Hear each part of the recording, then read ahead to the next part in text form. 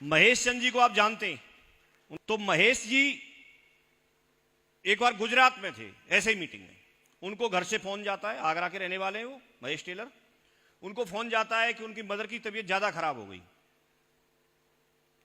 उन्होंने बोला ठीक है, मैं फंक्शन फिनिश हो गया, आता हूं मैं, लेकिन आने में फिर भी तो वक्त लगेगा ना। गुजरात से दिल्ली तक तो फ्लाइट लेके आ गए, लेकिन दिल्ली से यहां तक पहुंचने में भी कम से कम 4-5 घंटे का वक्त तो लग ही जाएगा।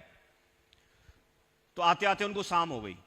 डॉक्टर के पास इलाज चलाया, 6 महीने तक इलाज चलाया, और बात यह हुई कि डॉक्टर ने बोल दिया कि अब आप सेवा पानी करो, अब इनका कुछ नहीं हो सकता। उनके हाथ पैर काम नहीं करते थे, वो बोलती नहीं थी, स्थिति ये बन गई। वो 3 भाई हैं, उनका कहना है एक पैरों की तरफ पकड़ते थे, एक बीच में पकड़ते थे मम्मी को, और एक गर्दन की तरफ। कहीं भी उनको वॉशरूम ले जाना है, कहीं भी एक जगह से दूसरी जगह बिठाना है, माँ है ना, हर व्यक्ति करता है, उससे ज्यादा कौन हो सकता है। तो बोला हमने किया, लेकिन हमने 1 महीने 2 महीने 3 महीने 4 महीने 5 महीने, फिर भी तो व्यक्ति परेशान तो हो ही जाता है ना। तो उनका कहना यह था कि हम समझ नहीं पा रहे थे क्या है, और बहुत परेशानी में था मैं, कि मैं सब जगह जा जाके घूम घूम के बता रहा हूं कि नौनी सैकड़ों बीमारियों में फायदा करती है। कोई 200 बताता है, कोई 100 बताता है, कोई 300 बताता है, लेकिन कौन कौन सी बीमारी है सबका नाम तो हमको भी नहीं पता। क्या पता मेरी मम्मी को जो बीमारी है वो उन सैकड़ों बीमारियों में से ही एक ये वाली हो, ये भी तो हो सकता है।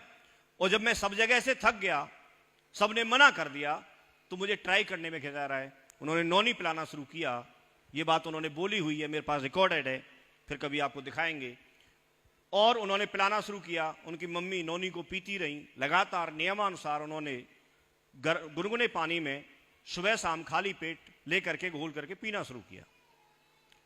लगातार जब पीती रही तो कुछ दिन के बाद ही एक दिन आवाज आती है, रोटी है क्या।